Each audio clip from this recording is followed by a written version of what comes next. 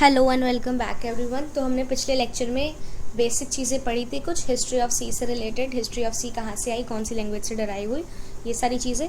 और मैंने आपको लास्ट वीडियो में ही एंडिंग पार्ट में बताया था कि आज हम कुछ और इम्पॉर्टेंट टॉपिक्स की बात करेंगे, जैसे कि आइडेंटिफायर्स। तो सबसे पहले हम आइडेंटिफायर से स्टार्ट करते हैं कि आइडेंटिफायर्स हमारे होते क्या हैं। यहाँ पे अभी जो लिखा है उस पर ध्यान मत दीजिएगा, ये सारे रूल्स हैं, बट रूल्स से पहले हमें ये जानना ज़रूरी है कि हमारे आइडेंटिफायर्स होते क्या हैं। ठीक है, तो ऐसी बहुत सारे वर्ड्स होते हैं, बहुत सारे अल्फ़ाबेट्स, बहुत सारी चीज़ें होती हैं जो हम अपना प्रोग्राम लिखते हुए यूज़ करते हैं। अब कुछ तो होते हैं कीवर्ड्स, जिसकी पिक्चर कौन कौन से कीवर्ड्स होते हैं, 32 कीवर्ड्स होते हैं, जो कौन कौन से हैं वो मैंने लास्ट लेक्चर में एक आपको फ़ोटो कॉपी पेस्ट प्रेजेंटेशन में कर दी थी। बट कीवर्ड्स के अलावा भी हम काफ़ी सारे वर्ड्स यूज़ करते हैं, उन वर्ड्स को आइडेंटिफायर्स बोला जाता है।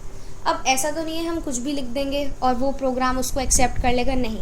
आइडेंटिफायर्स को लिखने के, नेमिंग करने के हमारे कुछ रूल्स होते हैं, वो रूल्स यहाँ पर हमारे लिखे हुए हैं। तो सबसे पहला रूल होना चाहिए कि जो भी हम नेम देते हैं वो हमारे अल्फ़ाबेट्स में होना चाहिए, चाहे वो अपर केस हो चाहे वो लोअर केस हो, लेकिन सिर्फ अल्फ़ाबेट्स होने चाहिए। डिजिट्स होनी चाहिए हमारी 0 से 9 के बीच में, और सिर्फ अंडरस्कोर होना चाहिए, कोई स्टार नहीं लेता, कोई हाइफन नहीं लेता, कुछ भी नहीं। ठीक है, पहला करेक्टर हमारा, जैसे हम कुछ भी लिखते हैं, फॉर एग्जांपल नेम, तो जैसे पहला करेक्टर इसमें अल्फ़ाबेट है, तो वैसे ही पहला करेक्टर या तो आपका कोई अल्फ़ाबेट होना चाहिए या फिर सिर्फ और सिर्फ अंडरस्कोर होना चाहिए। मेक श्योर कि जो भी आप नेम कर रहे हो आइडेंटिफायर को, वो कोई कीवर्ड नहीं होना चाहिए। फॉर एग्जांपल अगर मैं लेती हूँ प्रिंट एफ, मैं प्रिंट एफ नाम दे रही हूँ किसी चीज़ को, तो ये एक्सेप्ट नहीं करेगा क्योंकि प्रिंट एफ ऑलरेडी एक कीवर्ड है। ठीक है, ये सी हमारी केस सेंसिटिव लैंग्वेज है, ये मैं पहले भी बता चुकी हूँ। अगर मैं स्मॉल सी लिखूँगी वो अलग है, कैपिटल सी लिखूँगी अलग है। जैसे यहाँ पे एग्जाम्पल में लिखा हुआ है कि अगर मैं स्मॉल लेटर्स में कोड लिखूँगी उसका मीनिंग अलग है, कैपिटल्स में लिखूँगी अलग है, पहला वर्ड कैपिटल बाकी स्मॉल लिखूँगी तो वो अलग है। आई होप आइडेंटिफायर्स क्लियर हो गया होगा आपको। नेक्स्ट हमारा आता है अच्छा, नेक्स्ट टॉपिक पे बढ़ने से पहले हम एग्जाम्पल्स ले लेते हैं इसके कुछ। इसमें you have to help me out that कौन सा सही है कौन से नहीं। हमने जो रूल्स पढ़े हैं उनके बेसिस पर ही ये सारे क्वेश्चंस हैं, और हमें देखना है कि ये क्या सारे क्वेश्चन आइडेंटिफाइड्स हैं या फिर नहीं हैं। तो 5 BC, आप बताओ, take 2 seconds and tell me the answer. Is it identifier? No, this is not an identifier, because पहला लेटर हमारा अल्फ़ाबेट या अंडरस्कोर होना चाहिए, और ये क्या है, हमारा डिजिट है। क्या ए आइडेंटिफायर है? बिल्कुल है।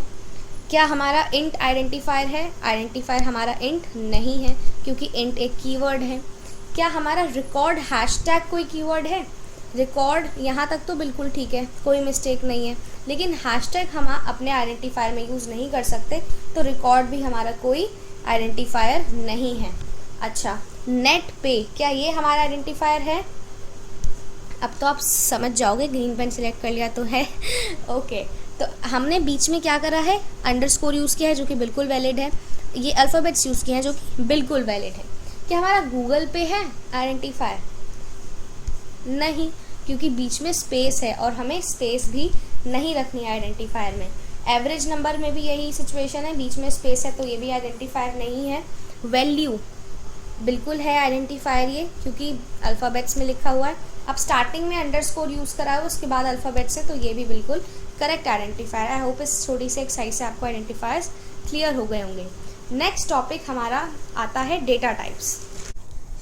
अब हमारे आइडेंटिफायर्स के टॉपिक के बाद एक टॉपिक आता है डेटा टाइप्स। तो डेटा टाइप्स क्या होते हैं, हमारा ये जानना भी इम्पॉर्टेंट है, क्योंकि हम जो भी इंटीजर वैल्यू स्टोर करेंगे वो हम किसी ना किसी डेटा के अंदर ही करेंगे। जैसे हमें कहीं भी घर में कुछ सामान रखना होता है, वो हम पर्टिकुलर प्लेस पर रखते हैं, तो ऐसे ही हमें प्रोग्राम में कोई भी वैल्यू स्टोर करानी होती है। मैंने यहाँ पर लिखा भी हुआ है स्टोरेज रिप्रेजेंटेशन। तो स्टोरेज रिप्रेजेंटेशन करना होता है तो वो हम डेटा टाइप्स की हेल्प से ही करते हैं। हमारे चार टाइप के डेटा टाइप्स होते हैं, कैर, इंट, फ्लोट, डबल। इन चारों के मतलब I am going to tell you.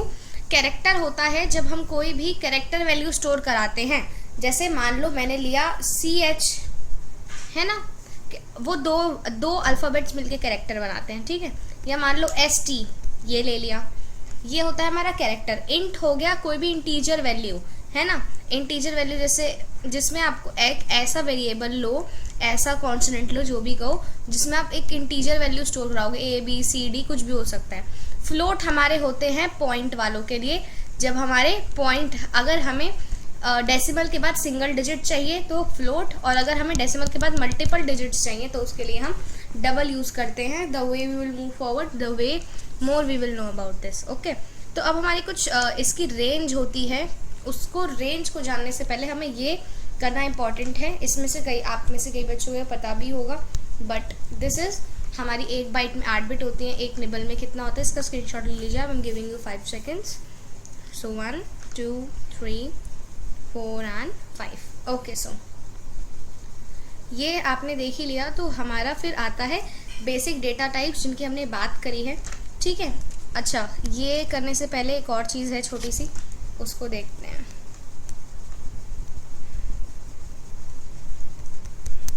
वो छोटी सी चीज़ है हमारे क्वालिफायर्स.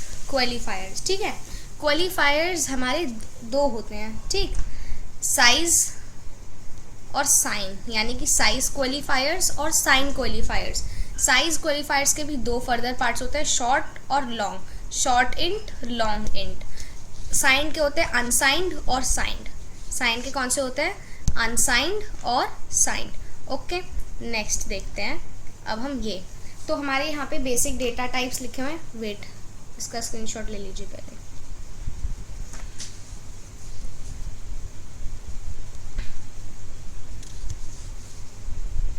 होप ले लिया होगा. तो ये हमारे बेसिक डेटा टाइप्स हैं 4. इसी पे हम लिखेंगे. तो क्या है डेटा टाइप क्वालिफायर्स. अगर इससे भी पहले जानने की ज़रूरत है कि हमारे साइंड अनसाइंड क्या होते हैं. तो अगर हमारा कोई भी चीज़ अनसाइंड है यानी कि वो ऑब्वियसली अगर मैं लिख दूँ 4, इसके आगे कोई साइन नहीं है तो ऑब्वियसली पॉजिटिव है.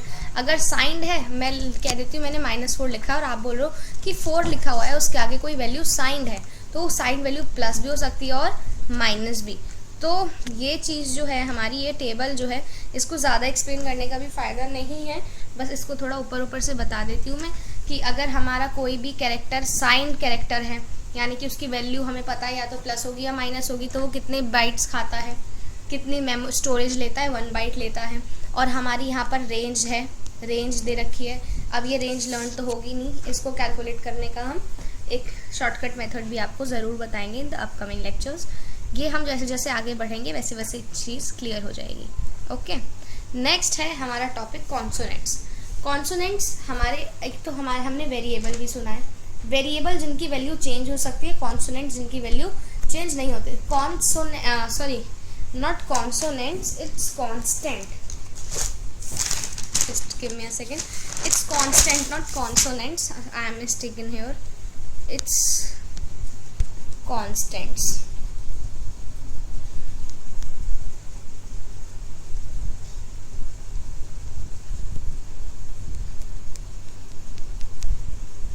Okay, constants. तो वही जिनकी वैल्यू हम चेंज नहीं कर सकते, प्रोग्राम को एग्जीक्यूट चलाने के बाद जिनकी वैल्यू चेंज नहीं हो सकती. ए अगर 4 है तो 4 ही है, बी अगर 3 है तो 3 ही है. नेक्स्ट क्या है, अब कॉन्सोनेंट्स के कुछ टाइप्स होते हैं हमारे. पहला टाइप होता है न्यूमेरिक कांस्टेंट, दूसरा होता है कैरेक्टर कांस्टेंट, तीसरा होता है स्ट्रिंग कांस्टेंट. अब ये भी क्या होता है, ये अभी हम आगे पढ़ेंगे. न्यूमेरिक कांस्टेंट क्या होते हैं, कैरेक्टर कांस्टेंट क्या होते हैं और स्ट्रिंग कांस्टेंट क्या होते हैं. बट हमारा जो न्यूमेरिक कांस्टेंट है, हमारे उसके फर्दर 2 पार्ट्स होते हैं, इंटीजर और रियल. नाम से ही काफ़ी क्लियर होगा, बट आगे मैं इसको और डिटेल में बताऊंगी. इंटीजर हमारा फर्दरली 3 पार्ट में डिवाइड है, डेसिमल, ऑक्टल और हेक्साडेसिमल. ये भी क्या होता है, ये भी furtherly I am going to tell you. आप, आई होप आपको यहाँ तक बिल्कुल क्रिस्टल क्लियर हो गया होगा. आगे हम चलते हैं न्यूमेरिक कांस्टेंट की तरफ. हम न्यूमेरिक कांस्टेंट्स के बारे में देख रहे थे कि न्यूमेरिक कांस्टेंट क्या होते हैं. न्यूमेरिक कांस्टेंट नाम से हमें पता चल रहा है कि इसमें डिजिट्स होनी चाहिए. डिजिट्स हमारी 0 to 9 तक होती है. इस डेसिमल वाली भी हो सकती है, डेसिमल वाली नहीं भी हो सकती.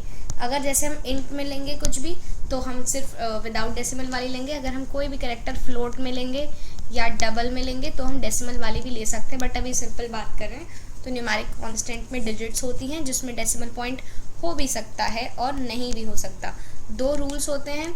ये स्पेलिंग एरर है, एटलीस्ट है. एटलीस्ट एक डिजिट होनी चाहिए, ये नहीं होना चाहिए आप न्यूमेरिक कांस्टेंट डिफाइन करो और इसमें कोई डिजिट ही ना हो. दूसरा, अगर मैं कोई डिजिट लिख रही हूँ, मेरे को लिखना है 91, तो मैं ऐसे लिख रही हूँ 9 यहाँ 1 यहाँ और मैं कंसीडर कर रही हूँ 91 है. नो, बीच में कोई स्पेस कॉमा नहीं होना चाहिए. अगर मैं 9,1 लिख रही हूँ इट मीन्स ये 9 अलग है और 1 अलग है. न्यूमेरिक कांस्टेंट्स के हमारे फर्दर 2 टाइप्स होते हैं, इंटीजर और रियल। अगर मैं इंटीजर और रियल दोनों की इसी लेक्चर में बात करूँगी तो वीडियो थोड़ी सी शॉर्ट हो जाएगी और आपका इंटरेस्ट थोड़ा सा कम हो जाएगा। सो आज के लिए इतना ही रखते हैं। Thank you for watching. If you like this session so please drop your valuable comments. अगर कुछ चीज़ समझ नहीं I still you can comment, and if you like the videos you can share it with your friends. Let's get connected. Wait for the next lecture. Will be coming tomorrow at the right time. Thank you. Bye bye.